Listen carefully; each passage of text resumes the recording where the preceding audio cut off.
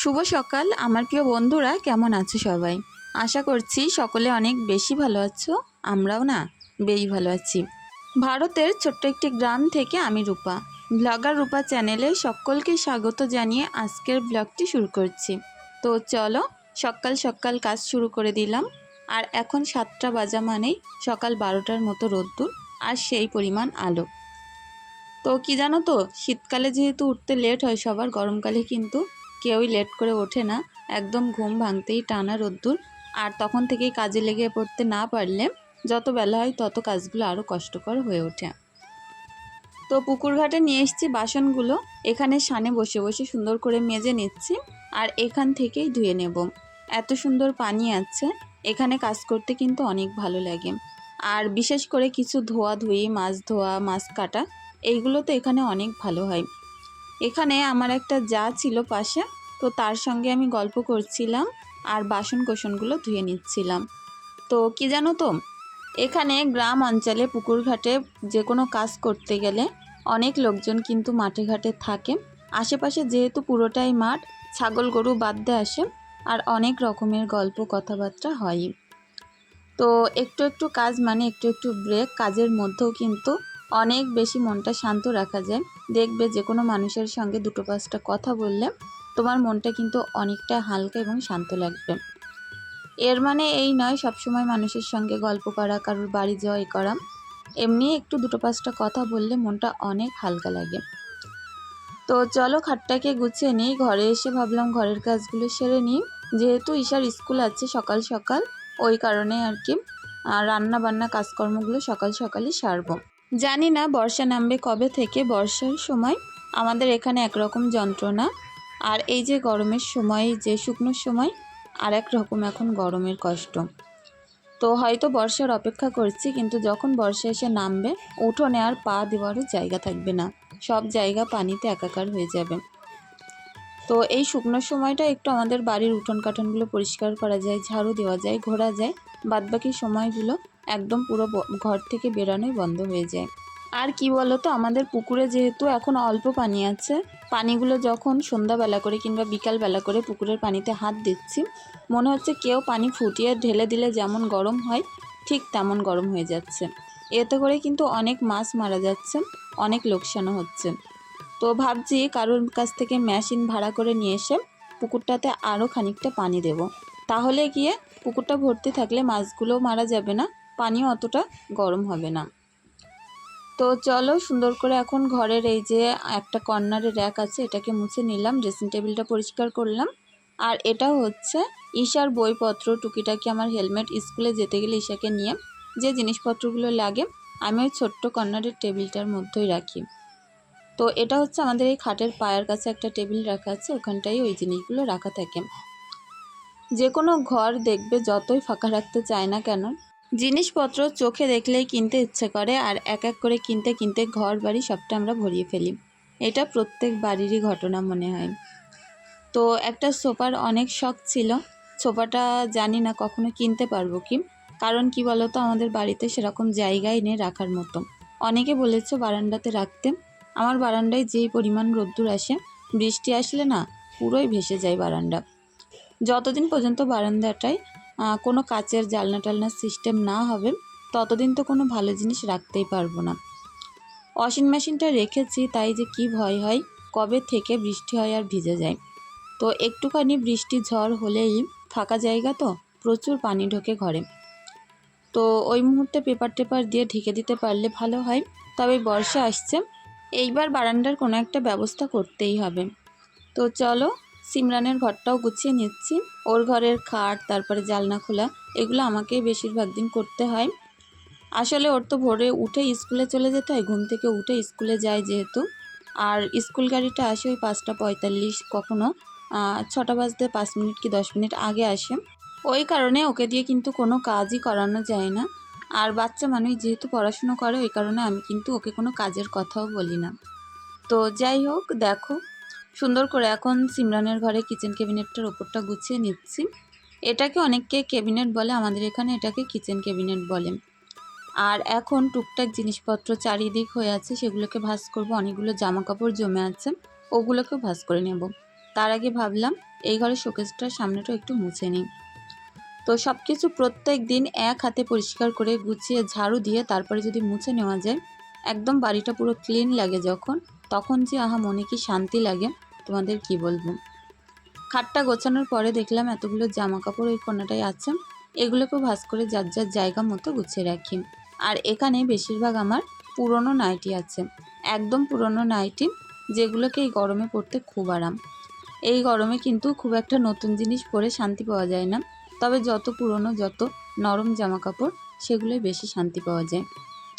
আর এখন যেহেতু প্রত্যেক দিন স্কুল থেকে এসেই ঈশাকে নিয়ে ওর জামা কাপড় আমার জামা কাপড়গুলো ধুয়ে দিই, ওই কারণে অ্যাকসেপ্ট করে চুড়িদারও রোজ আমাকে কেচে দিতে হয়। তো ছোট ছোট জামা প্যান্টগুলো ওই ঘরটায় ড্রয়ারে রাখবো, ঈশার যে ড্রয়ারটার মধ্যে রাখি। আজকে মোটামুটি ড্রয়ারটা অর্গানাইজ করব। অনেক দিন থেকে ভাবছি ছোট প্যান্ট আলাদা রাখবো, তারপরে ওর ফ্রক গেঞ্জি সবটা যার যার মতোই রাখবো। তো এই শোকেজে আমার অর্ডিনারি জামা যেগুলো আমি সবসময় ব্যবহার করি সেইগুলোই রাখি। আর ওই শোকেজটাই ভালো নতুন একদম, যেগুলো খুব কম ব্যবহার হয় সেই জামা কাপড়গুলো আমি রাখি। এইভাবে ভাগ ভাগ করে রাখলে না কোথাও বেড়াতে গেলে খুঁজতে হয় না। আর এই ক্যাবিনেটটার মধ্যে তো আমার নাইটি, ব্লাউজ, বাচ্চাদের জুতো টুতো এইসব জিনিসই রাখি। যখন আলনা ছিল তখন কিন্তু আলনায় রাখতাম, আলনাটা ভেঙে যাওয়ার কারণে সবটাই ক্যাবিনেটটার মধ্যেই রাখি। তো ঘরের জিনিসপত্র আরও একটুখানি বার করে সরিয়ে নেব। ওই রান্নাঘরটা আমার উনানে রান্না করার রান্নাঘরটা একটু গেঁথে দিলে তখন কিন্তু আমি ভালো ভালো জিনিসপত্র ওখানটায় রাখতে পারবো। এমনিতে ওই রান্নাঘরে এখন তো আর পানি পড়ে না, তবুও ফাঁকা আছে, একটা জায়গা গাঁথনি বাকি আছে, ওই কারণে ভালো কোনো জিনিস আমি ওখানে রাখতে পারছি না। তো দেখো সুন্দর করে আমি এখন সিমরানের ঘরটা গুছিয়ে নিলাম। আর এগুলো আমাদের গাছ থেকে পড়া পাকা আম, কিছু আম ভালো আছে, আবার এর মধ্যে দুটো একটা আম পাখিতে ফুটো করেছে। এগুলো কখন পড়েছে আমি নিজেও জানি না। আর এখন যেহেতু বাড়িটা ঘেরা না, কেউ যেহেতু ঢুকতে পারে না বাড়িতে, কোনো আমটাম পড়লে কিন্তু সেইভাবেই পড়ে থাকে। এমডি কবির প্রোফাইল থেকে বোনকে জানাই অনেক অনেক ভালোবাসা এইভাবেই পাশে থাকার জন্য। মামনিস ব্লগ প্রোফাইল থেকেও বোনকে জানাই অনেক অনেক আন্তরিক ভালোবাসা। পিয়া মণ্ডল প্রোফাইল থেকে বোন বলেছ ভিডিও কোন অ্যাপ দিয়ে এডিট করো? আমি কিন্তু ইনশর্ট দিয়েই এডিট করি। আগে কাইন মাস্টার দিয়ে করতাম, কিন্তু এখন পুরোপুরি ইনশর্ট দিয়েই এডিট করি। ইনশর্টটা সবার কাছেই কিন্তু সহজ মনে হয়।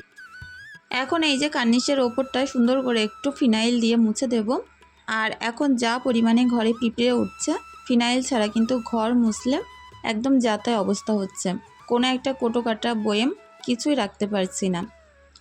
তো চলো এই পাশটা মুছলাম আর এই পাশটা মুছে পরিষ্কার করে দেব। এই জায়গাগুলো যে কতবার মুছি, এখানে বসে এটা ওটা খাওয়া হয় আর সাথে সাথে পিঁপড়ে উঠে ভর্তি হয়ে যায়, ওই কারণে এই জায়গাটা বারবার করে মুছে পরিষ্কার করে রাখি। লুৎফুন নাহার প্রোফাইল থেকে বোন বলেছ কেমন আছো? আমি কিন্তু অনেক ভালো আছি, তোমরা কেমন আছো অবশ্যই জানিও। এমডি সর্দার প্রোফাইল থেকে বোনকেও জানাই অনেক অনেক ভালোবাসা। পহেলি দাস প্রোফাইল থেকে বোন বলেছ খাসির মাংস আমাদের বাড়িতে সবাই এত ভালো বানায়, কড়াই নামাতে না নামাতেই শেষ হয়ে যায়। খাসির মাংসটা কিন্তু অনেক ভালো লাগে, যার কারণে সবার বাড়িতেই খাসির মাংসটা একটু বেশিই লাগে। রানী তানিয়া প্রোফাইল থেকে বোন বলেছ দিদি তুমি আগের মতো কমেন্টের রিপ্লাই দাও না কেন? এত কমেন্ট করেছি একটারও রিপ্লাই পাইনি, যখন ঈদ মোবারক লিখলাম তারও উত্তর পাইনি। অনেক খারাপ লাগে যখন কমেন্টের রিপ্লাই না পাই। তো কি বলো তো, কিছু কিছু কমেন্ট এরকম হচ্ছে যে পাচ্ছি না, আবার এরকমও হচ্ছে যে সময় কম থাকার কারণে কমেন্টগুলো আমি নিতে পারছি না। তবে এখন থেকে চেষ্টা করব সবার কমেন্ট নেওয়ার জন্য। আর তুমি জিজ্ঞাসা করেছো আমি কেমন আছি, আমার মেয়েরা কেমন আছে, আমরা সবাই কিন্তু ভালো আছি, তোমরা কেমন আছো অবশ্যই জানিও। এখানে দেখো উনানখানা লেপে নিলাম। আর শুধু লেপলে তো হয় না, রান্নাঘর যখন পরিষ্কার করতে হয় সব কিছুই সুন্দর করে পরিষ্কার না করলে মন পোষায় না কিন্তু। তো লেপার পরে আমি এই ধারপারগুলো এরকম করে মুছে নিই। আর এই যে লাল কালারটা করা হয়েছে এটা কিন্তু খুব একটা ভালো কালার না, একদমই ফুটিনি। তো এগুলো মুছছি, তারপরেও দেখছি কেমন একটা ফ্যাকাশে রং হয়ে যাচ্ছে, পরে দেখি এর ওপর দিয়ে আরেকবার কালার করে দেব। তো যে কোনো জিনিস লেপা মোছার পরে কেমন দেখায় আর তার আগে কেমন লাগে বলো তো। এই যে উনানটা বানানোর পরে আমার কিন্তু এখন কষ্ট অনেকটাই কম হয়ে গেছে, পুরো তো লেপতে হয় না। আর তা বাদেও একদিন রান্না করলে না মনেই হয় না এটাতে রান্না হয়েছে, কোনো রকম ধোমা কালির কোনো চিহ্নই থাকে না। অনেক ভালো হয়েছে জানো তো। আগেরবার যে উনানটা ছিল এত পরিমাণে ভেঙে যেত, যত লেপতাম, যত নতুন মাটি দিতাম, রোজ মাটি দিতে হতো, তারপরে উনানটা ভেঙে যেত। আর এইবারের উনানটা তো অনেক ভালো হয়েছে। জানি না এটা কতদিন এরকম ভালো থাকবে, তবে বর্ষার হাত থেকে বাঁচতে পারবো। বর্ষায় যেহেতু আমাদের উঠানে পানি থাকে, তখন কিন্তু উনানগুলো নষ্ট হয়ে যায় পুরো মাটি থাকলে। তো ওই কারণে আমি বিশেষ করে চারিদিকটা পাকা করে নিয়েছি আর নিটও করে নিয়েছি, যাতে পানিটা অন্তত না ওঠে। আর তারপরে একটা কাঁঠাল রেখে দিয়েছিলাম। কাঁঠালটা যেহেতু নষ্ট হয়ে গেছে, ভাবলাম এর ভিতর থেকে কাঁঠালের আটিগুলো বার করে নিই। কাঁঠালের আটি দিয়ে মাংস খেতে কিন্তু অনেক ভালো লাগে। তো আটিগুলো বার করে রাখছি, পরে এগুলো সুন্দর করে ধুয়ে শুকিয়ে মাংস দিয়ে রান্না করব। তো চলো, সবগুলো আটি বার করে নিয়ে পুকুরে নিয়ে যাব। পুকুর থেকে সুন্দর করে ডলে ডলে ধুয়ে আনলে একদম চকচক করবে। হাসিব মণ্ডল প্রোফাইল থেকে বোন বলেছে, আপু তোমার রাজহাঁসগুলো খুব সুন্দর। Thank you. আর আমার সত্যি রাজহাঁসগুলো অনেক সুন্দর আর সেই পরিমাণে বেড়েছে। ওগুলো কেনার জন্য কিন্তু অনেক খরিদ্দার পাচ্ছি। তবে ওগুলো না আমার একদম বিক্রি করার ইচ্ছে নেই। গ্রামের বাড়িতে রাজহাঁস কিন্তু দেখতে অনেক ভালো লাগে। আর যেহেতু বাড়ির সামনে পুকুর আছে, ঘুরে বেড়াবে, দেখতে আরও ভালো লাগবে। ওই কারণেই বিশেষ করে আমি পুষেছি। তো টনটনে রোদ্দুর চলে আসলাম পুকুর পাড়ে। আর এখন সুন্দর করে কাঁঠালের আটিগুলোকে কষলে কষলে ধুয়ে নেব, এটাতে যেন কোনো রকম কাঁঠালের শ্বাস লেগে না থাকে। আর এগুলো সত্যি না রান্না করে খেতে যে এত ভালো লাগে, আমার তো প্রচুর পছন্দ হয়। তো যে কোনো সবজির মতো দুটো একটা দিলেই সেই সবজি দিয়ে এই কাঁঠালের আটি দিয়ে ভাত খেতে কিন্তু অনেক ভালো লাগে। তো চলো এগুলোকে এখন রোদ্রে দিয়ে আসি। রোদ্রে দিয়ে আসলাম। আর একদম গরমের উপযুক্ত খাবার। তো অনেক দিন ধরে ভাবছিলাম আম দিয়ে পান্তা ভাত দিয়ে খাবো। তো যেহেতু পান্তা ভাত রাখা হয় না বাড়িতে, আজকে রাখা হলো, ওই কারণে আম দিয়ে পান্তা ভাত দিয়ে খাচ্ছি। আর এই আমটা হচ্ছে আমাদের গাছের আম। গাছ থেকে কিছুটা আম পাড়া হয়েছিল, সেগুলো সবটাই পেকে গেছে। এখন চলে এসেছি ঘরে। বাচ্চা কাচ্চার এই ক্যাবিনেটটা সুন্দর করে গুছিয়ে নেব। দেখো জামা কাপড় যে যেমন পেরেছে এতে এইভাবে গুজে গুজে রেখেছে। এভাবে দেখতেও কিন্তু ভালো লাগে না, আর যে কোনো জিনিস সময়ে গিয়ে খুঁজে পাওয়া যায় না। ওই কারণে ভাবছি এর ভিতরে যে হাতা লম্বা জামা প্যান্টগুলো আছে ওগুলোকে বাদ দিয়ে একটা বাস্কেটে রাখবো। আর যেগুলো একদম তীব্র গরমে প্রত্যেক দিন কাজে লাগছে ওগুলোকেই শুধু এর মধ্যে রাখবো। তবে জামা আলাদা, প্যান্ট আলাদা, আর তার সঙ্গে ফ্রকগুলো আলাদা করে রাখবো, আর স্কুল ড্রেস আলাদা। এরকমভাবেই রাখলে আমার কিন্তু একটা নিতে গেলে 10টা খুঁজতে হবে না। তো চলো, একদম নতুন দুটো একটা জামা প্যান্ট আছে, সেগুলো আলাদা করে রাখছি শোকেজে রাখবো বলে। আর যেগুলো আর কি বাদ দেওয়া জিনিসপত্র আছে সেগুলো ওপরে তুলে দেব। এরকমভাবে ভাগ ভাগ করে একদম রেখে এটা পুরো হালকা করে রাখবো। আর এর মধ্যে আমার ননদ এসেছিল কিছু কাগজপত্র নিয়ে দেখাতে, সেগুলো ঠিক আছে কিনা। তো ওগুলোকে আমি দেখে ঠিক করে রেখে দেব। তো দোকান থেকে কিছু জিনিসপত্র আনার ছিল, তো ননদকে পাঠিয়েছিলাম, সেগুলো নিয়ে এসছে, ওই থলেটার মধ্যে আছে, ওগুলোও ঢেলে রাখবো। এখানে ঈশার যে হাতা কাটা গেঞ্জিগুলো, এক্সারসাইজ গেঞ্জি, সেগুলো আলাদা রাখছি। যেগুলো ফুল হাতা গেঞ্জি আছে আলাদা, যেগুলো শর্ট হাতা গেঞ্জি আলাদা, এইভাবেই রেখে দিচ্ছি।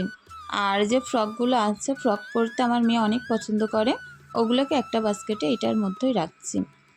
তো এদিকে সিমরান কিন্তু বসে ওর প্রজেক্টের কাজ করছে। স্কুল থেকে প্রচুর প্রজেক্ট দেয়, যেগুলো কমপ্লিট করার জন্য কিন্তু আদার্স টাইমগুলো লেগে যায়। তো ও যে স্কুল থেকে বাড়ি এসে যেদিন ওর টিউশন না থাকে সেই দিন কিন্তু এই কাজগুলো করে ফেলে। আর এই তীব্র প্রচণ্ড গরমে কি বলবো, যে কোনো কাজ করতে যে এতটা অস্বস্তি বোধ হচ্ছে সেটা হয়তো বলে বোঝাতে পারবো না। অনেক কষ্ট হচ্ছে। আর আমাদের বাড়িটা ফাঁকা জায়গায়, তারপরেও এত গরম। যাদের বাড়ি দেখা যায় চারিদিকটা একদম আটা, কোনো রকম ফাঁকা নেই, সমস্তটাই ঘরবাড়ি ভর্তি, তাদের তো আমি ভাবছি আরও বেশি গরম আর কষ্ট। আরও গাছতলা বলে তবুও হয়তো আমাদের টান্নাঘরগুলো একটু ঠান্ডা আছে। সত্যিই আজ কটা দিন যে পরিমাণে গরম পড়ছে, প্রত্যেকটা মানুষের খুব বেশি নাজেহাল অবস্থা। তো আজকে আমি বারবার করে ঘাম মুছছি, মুখ মুছছি আর কাজ করছি। একদম পিঠের দিকটা মনে হচ্ছে যেন ভিজে ঘেমে ভেসে যাচ্ছে, এরকম একটা পরিস্থিতি। তার মধ্যেও কাজগুলো তো আর থেমে রাখলে হবে না। তো দেখো এই যে বাস্কেটের মধ্যে যেগুলো আর কি ফুল হাতা জামা প্যান্ট, সেগুলোকে রাখলাম। আর এত পরিমাণে ঘেমে গেছি, এক্ষুনি আমার স্নান করতে হবে। আজ কেটেছি ডুমুর, এগুলো আমি রাতেই কেটে রেখেছিলাম। যেদিন মেয়ের স্কুল থাকে ওই দিন কিন্তু আমার আগের দিনই ভেবে রাখতে হয় আমি কি রান্না করব পরের দিন, তাহলে গিয়ে সকালবেলায় আমার কোনো চাপ থাকে না। আর যদি বাচ্চা কোটা ভাবনা চিন্তা করে রান্না করতে যাই তখন গিয়ে সময় পার হয়ে যায়, কিন্তু বাচ্চার স্কুলের টাইমে লেট হয়ে যায়। তো প্রেশার কুকারে ডুমুর আলুটা সেদ্ধ বসিয়ে দিয়ে ওদিকটায় ভাত দিয়ে এখন বেশি করে কাট দিয়ে রেখে আমি স্নান করতে চলে যাব। তার আগে ভাবলাম চলো বাটনাটাও সেরে ফেলি, বাটনা না করলে রান্না করব কি করে। আর আজকে সিম্পল রান্না করব ডুমুর আলু আর চিংড়ি মাছ। ডুমুর খাওয়া বাচ্চাদের কিন্তু অনেক ভালো, আর আমার মেয়েরা ডুমুরটা অনেক পছন্দ করে। এঁচোড় ডুমুর এই জিনিসগুলো আমার মেয়েরা অনেক ভালো খায়। তো চলো সুন্দর করে বাটনাটা করে নিই। আর ভিডিওটা আস্তে আস্তে হয়তো আজকে অনেকটা লেট হয়ে যাবে, যতই তাড়াতাড়ি করার চেষ্টা করি তবুও হচ্ছে না। তো ঈশাকে নিয়ে স্কুলে যাই, তো সেই 2টোর সময় বাড়িতে আসি, তারপরে ভিডিও এডিট কিছু বাকি থাকলে সেটা করা, তারপরে ভয়েস ওভার দেওয়া, খাওয়া দাওয়া বাড়িতে সবার করার পরে যখন আমি একদম ফ্রি হই বলতে পারো ওই 3টে 3:30 বাজে, তখন থেকে ভিডিওটা আমি আপলোড করা শুরু করি। আর আমার যেহেতু বাড়িতে ওয়াইফাই নেই, ভিডিও পোস্ট করতে করতে বলতে পারো ওই 6টা বেজে যাচ্ছে এখন।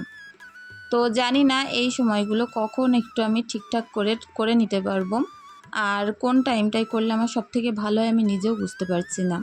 আগে যেমন সন্ধ্যা হতো, এডিটিং ভয়েস ওভার কমপ্লিট করতে করতে রাত 10টা বেজে যেত, আর এখন আমার সেই 10টা পর্যন্ত মেয়েদেরকে নিয়ে পড়াতে হয়, আর এই কাজগুলোই না হয় না।